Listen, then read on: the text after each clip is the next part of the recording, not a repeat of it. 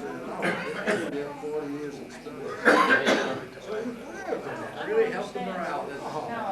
it's just devastating. So you can't get any airplanes for them. Then, as they get behind, they get penalized. These airlines say, okay, so we buy so many $1 million worth of airplanes, and they get every day they're late.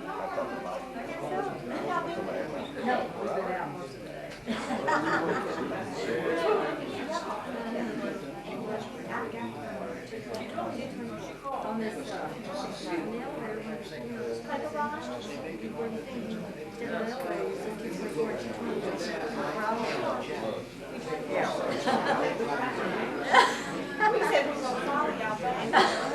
well, my husband's in there now. He's in there. So he's in the room there. Oh, I suppose he is.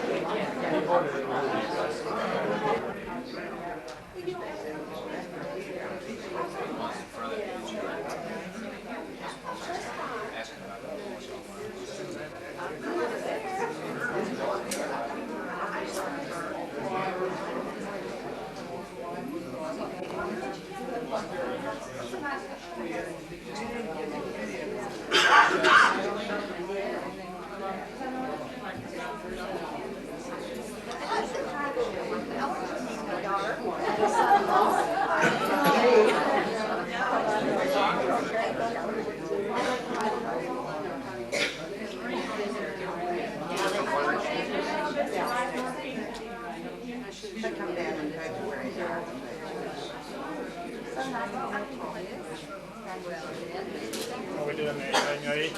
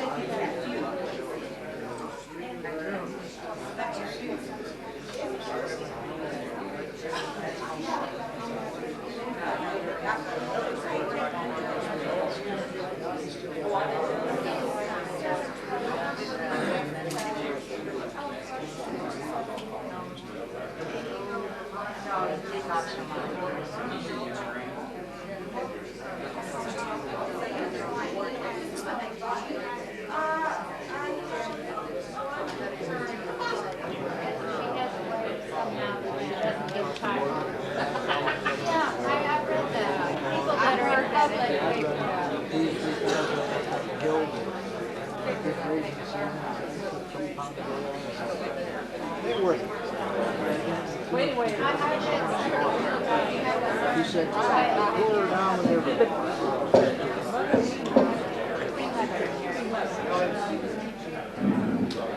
It's after 7 o'clock.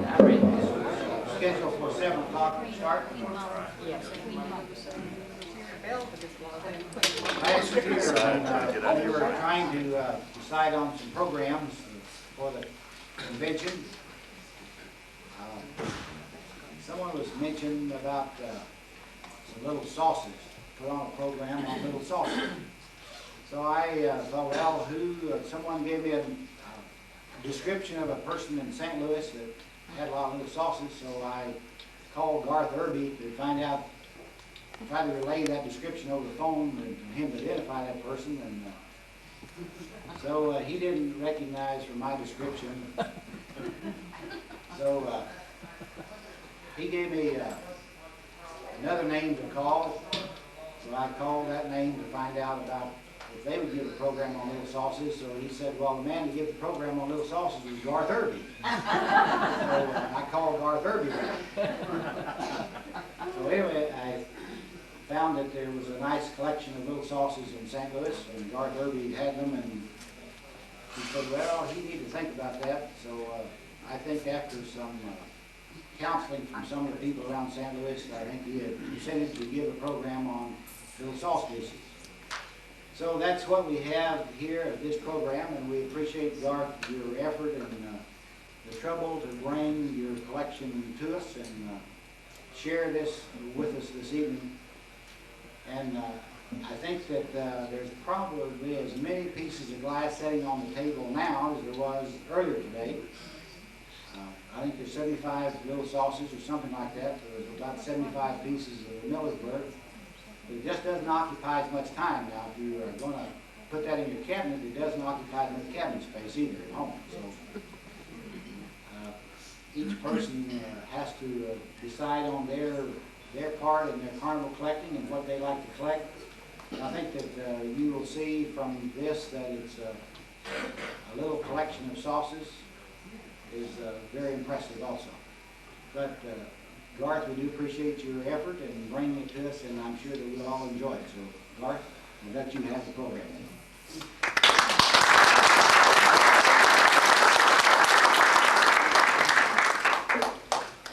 Well, as Robert said, my name is Garth Irby. I'm from St. Louis, and I've been collecting carnival glass for about 9 years. But now I'd like to welcome you to the wonderful world of small carnival bowls.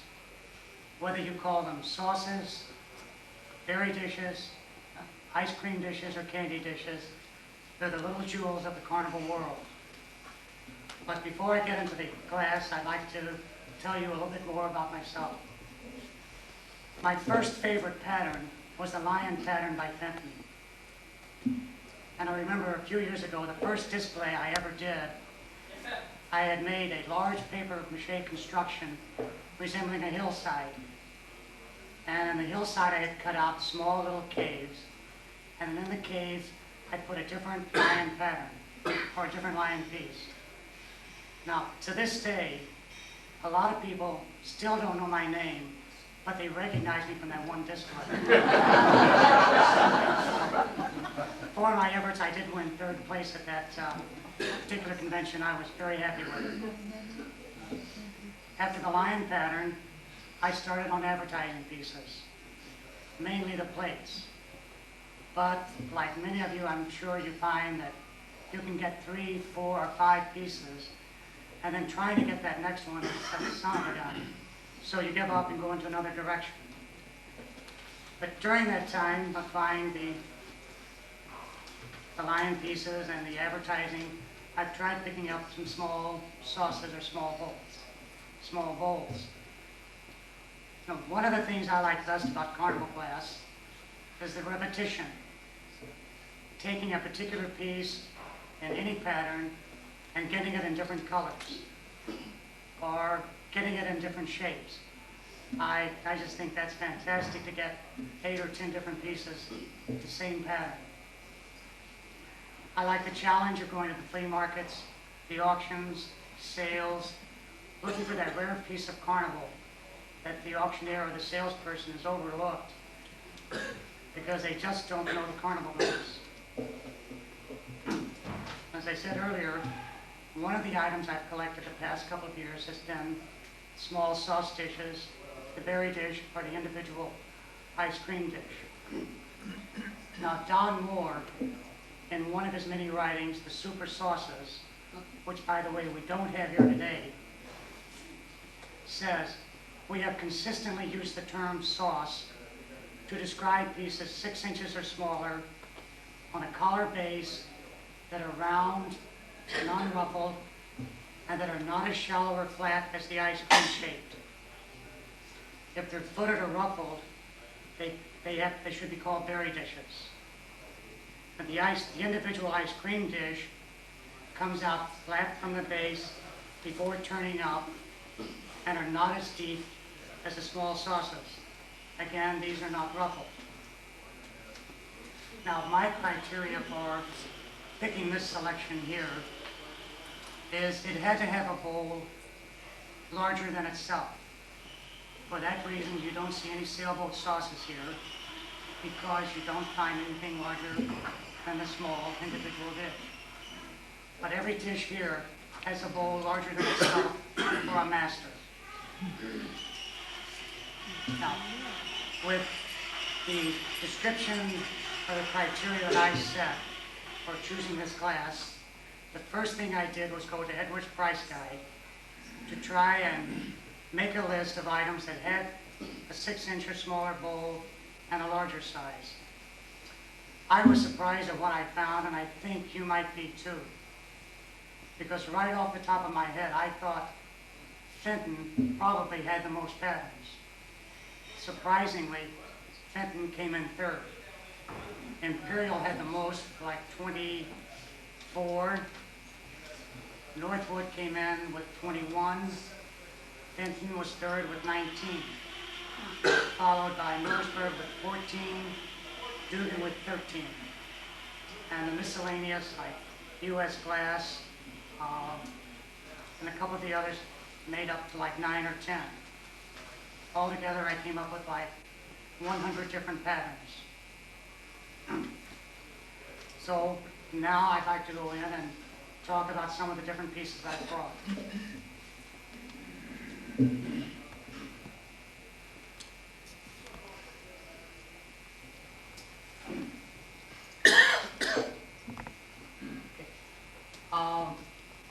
Footed pieces, and we have a water lily, and this is one of my favorite, and it's in green. I have it here in marigold and in blue. 3-footed, plain exterior.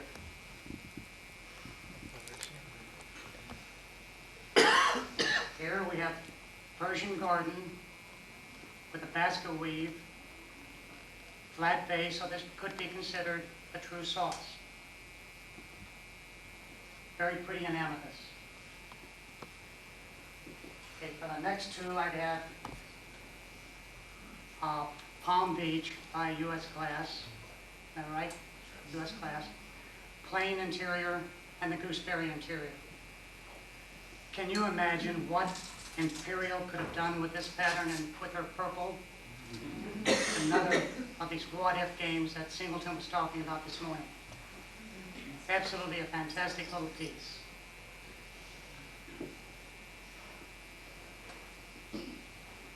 Here we have Dugan's peach opal, pods and posies, or 4 flowers, whichever you want to call it. We have it in peach opal and then in a ruffled purple. Plain exterior.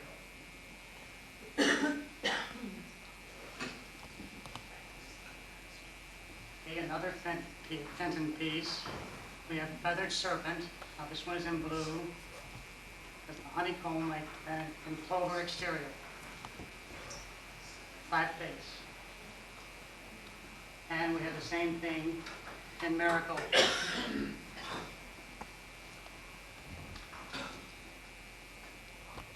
One you don't see very often, Snow Fancy.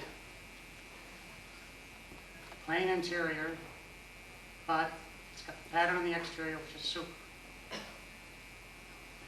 The one thing I do like about saucers is that they're inexpensive generally. You get the same pattern that you get on the larger bowls. They don't take up as much room.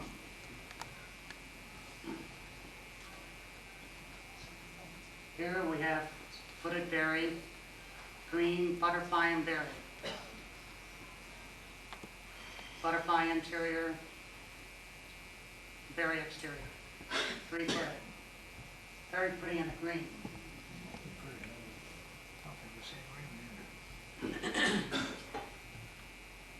Okay, Dugans, cherries, peach opal. Just look at the opalescence on the back. And the way they've done the beads on the top. Half of it doesn't even seem iridized, which I think may have been a mistake, but it's still a very pretty piece.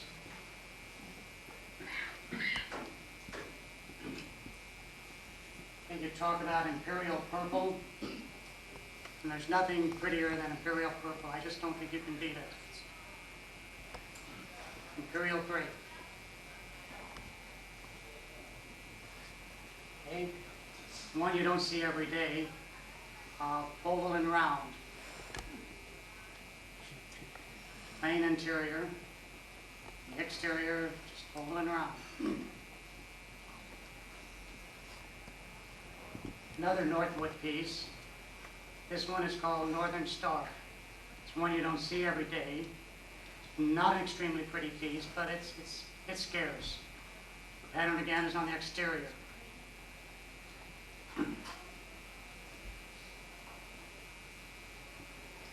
Okay, here we have Cosmos and Cane. Again, pattern is on the exterior. Plain interior. It's about a 4.5-inch fold.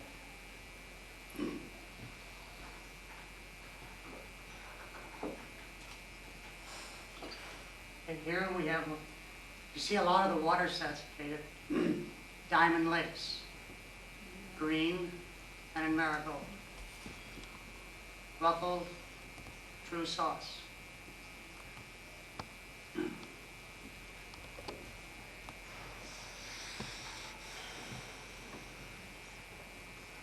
Another scarce pattern, field thistle.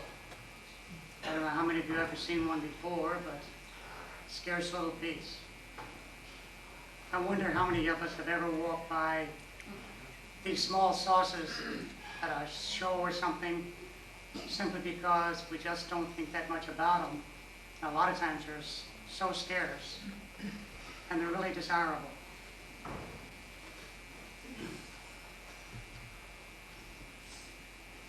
Singing birds, Northwood again.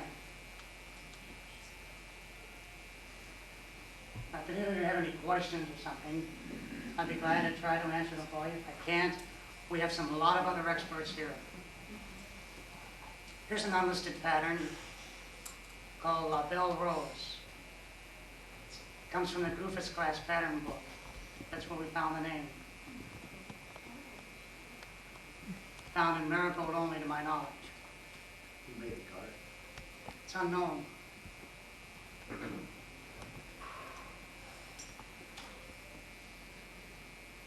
Okay, springtime in marigold. Must come in probably 5 or 6 different colors, but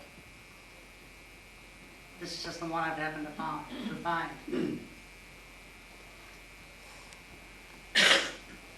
Another one, not that common, you seldom see it, checkers. Not an exciting pattern, but interesting.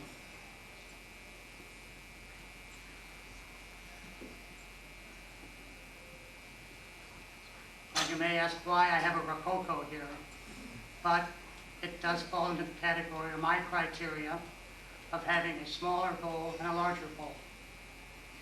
Normally you see these in a vase or flared out like this, but very pretty in smoke.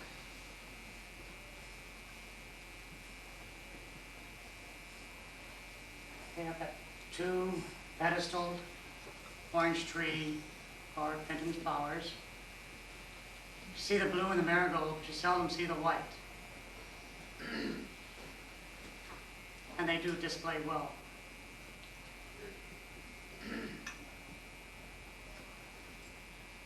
Okay, next we go to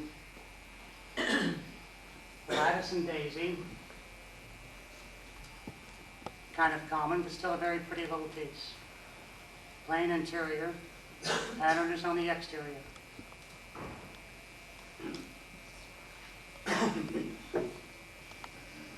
Crepe and cable. Now you all know that this does come in the pedestal and then the flat collar based. How many colors does that come in? I'm sorry, what? How many colors does that come in, do you know? Well, I've seen green, purple, the amethyst, standard run of the colors. I don't know if it goes into the odd base colors or not. Okay, here's one I just bought today. First time I've ever seen one. Circle scroll, Dugan. Very pretty little piece. Glad to add that to my collection.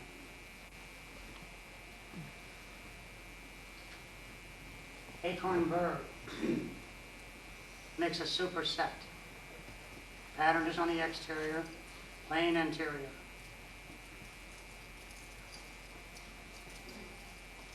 I would like to say that most of these things here are fairly easy to come by, and they don't cost an arm and a leg. That's one thing I like about them.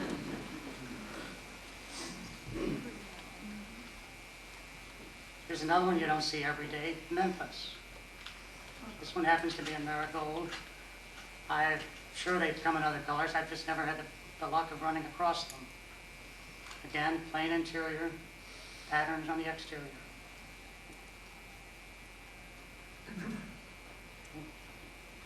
Footed white orange streak. Kind of scarce. You don't run across this one every day either. Plain interior, 4-footed, but pretty little piece. Here we have Imperial. Again, scroll embossed, file exterior. I think out of all of these, this is probably one of my favorite patterns. I've never seen a bad one, and they do display well.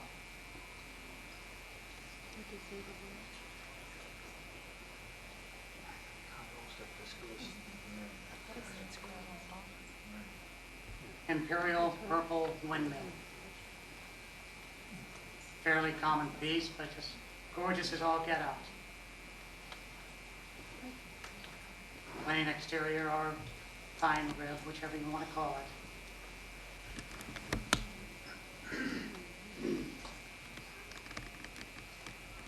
Okay, beaded shell. It's one you don't run across every day either. I borrowed this one from Rosa Grissom today. She brought this one for me. Okay, here we have Millersburg. Have a blackberry wreath and a blackberry wreath variant. Difference being this has the blackberry right in the center. This one has kind of like a 4-leaf clover or something.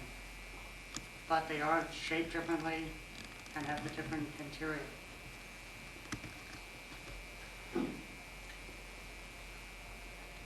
Okay, now we're getting into some of my favorite little pieces. The Northwood peacocks and the Millersburg. One thing I would like to talk about too, Singleton Bailey this afternoon was talking about the peacock fruit. And it's not the whole leg that's missing. It's only part of the one leg. And this happens to be the marigold peacock fruit. You can see where part of the leg is missing on closer examination. Amethyst is the same way. Part of the leg is missing. Wide panel exterior. And this one does not have, it's got the complete leg. So it's a little bit different than this one. What part of the leg is missing? The lower part or? No, it's the upper part, right below the knee. I think what's right, yeah. Between the body and the knee? Mm-hmm.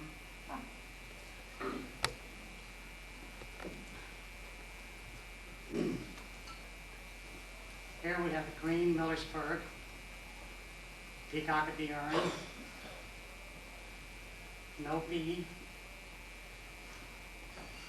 Okay, and up here I have, these are all the Northwood, which I've been collecting over a few years. The green one has been probably the easiest one for me to find, but it's not the toughest to come across. The ice green was the hardest one that I had finding. Took me about 3 years to get that one. Green is really more rare than when you The dark green is really the much more rare of colors, but I found that one a lot easier than the others. And I'm particularly proud of my pastel marigold. This one, the color just jumps right out at you. Really like this one.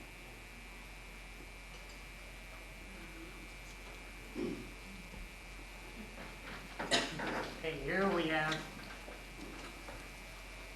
3-footed little fishes in amethyst. Plain exterior, but a neat little piece. Okay, this one is attributed to Millersburg, vintage, mainly because of the edge and the particular finish that it has. White panel exterior again. Here we have Pop Star and Fruit. I don't know if any of you have ever seen this one before, but if you haven't, I suggest you come up and take a look at it. It's not, it's peach opal. The opalescence is not that great, but it's still a very pretty little pattern on the exterior.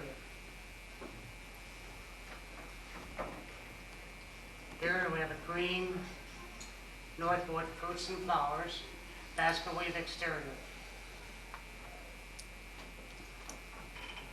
Now another one of my favorites,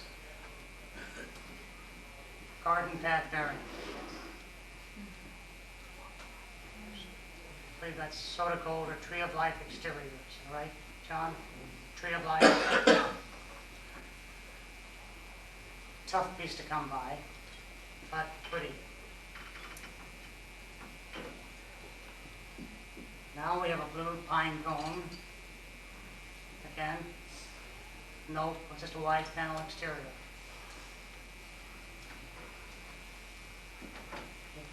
Here we have a green Fenton's flowers. Here again, this one comes in many different colors. Very pretty.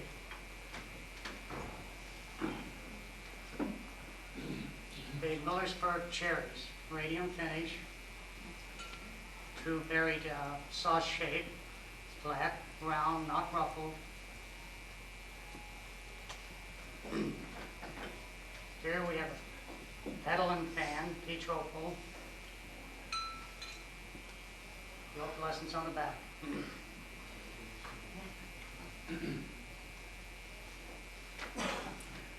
Here's one, twins. See marigold an awful lot. Seldom see the green. Plain interior, patterns on the exterior.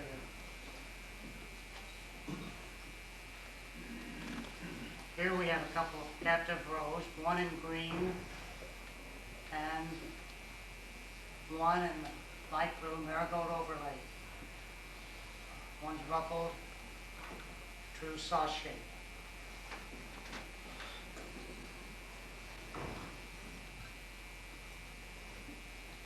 Now with 2 flowers, Fenton, plain exterior, 3-footed. Now let's see, I've got this here in blue, a cobalt blue, a light blue with a marigold overlay.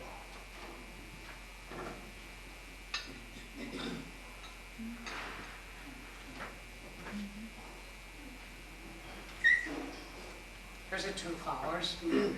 Difference being it's color based. Scarce shape for this particular piece. And then we're back to our water lily again. I got this in blue, I said the marigold, and then the green.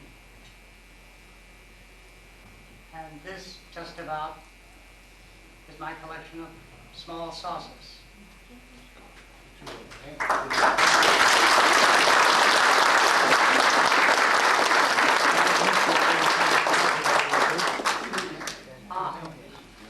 Sorry about that. 2 panther, green and amethyst. I don't know if you can really see the colors or not, but they are super green. It's a super green and a super amethyst. The mold work is outstanding.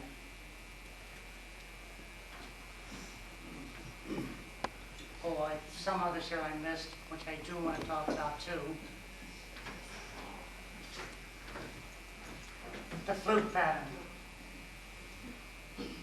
We have a Northwood flute,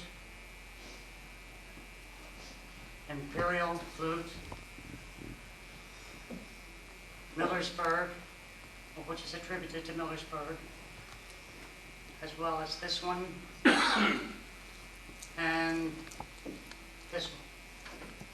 Well, this is Imperial Smoke. And I think that's about it. Thank you.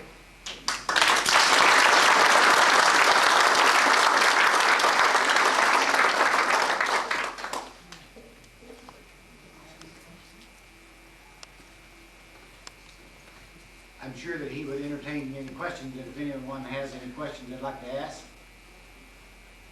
I'd like to make a plug to put Fenton in a tie for second place. I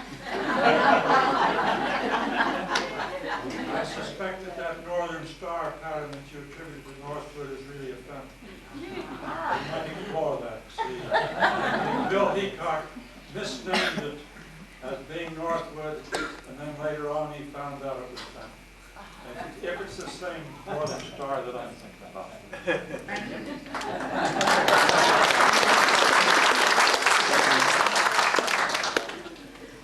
Frank comes along just to protect us. Let's keep the reputation in there. Well, again, we want to thank you, Garth, for the program. It's something that I'm sure that there are some pieces here that I'm sure most of us have never seen, didn't know existed. But it does help in the education to put these items together and on display for all of us to share in that particular collector's knowledge. And I'm sure that if you have some of those little strange sauces sitting in the back part of your cabinet someplace that you haven't appreciated before, maybe you'll appreciate them more now, or if you don't want them, I'm sure you'd be glad to talk to Garth. He'd probably want to talk to you about them. Anyway, I think there will be a hospitality room in a little bit. As soon as the ladies can kind of get it together, maybe around 8 or a little after 8 o'clock. But then it'll give you an opportunity to get around and visit the room some more. I'm sure that most of the people are checked in now, or some of them are getting the glass out, the display together. We want to thank everybody for bringing the display, again, sharing the glass. So in the morning, the registration will be start again in the morning from 8 to 9:30. Those that have not registered, registration will be at that time. The book that we had kept writing about was going to be ready last November is finally ready. Those that have not registered and not been able to receive a copy of the book, this is a book that Holga put together. I think Mr. Fortney was kind of instrumental in suggesting this, and then we got started, and it sounded like a pretty simple matter that you get this book together. That simple matter turned into be a rather unsimple matter. I guess it's one of those things that you start out with half-vast ideas that turn into be a vast project. So anyway, the book is there. It has been printed and is now available, and we hope that you enjoyed it. It's articles that John Britt went back through the past Holga bulletins and put together. I think there was about 150 different articles, and got together the photographs and sent them in, and we thought it would be a simple matter. John would do that. We'd give the printer, and then the printer would print this, and there it would be. Well, it didn't turn out that easy, but anyway, it's there now. And we did this this year in lieu of a souvenir. Some people have said not having a souvenir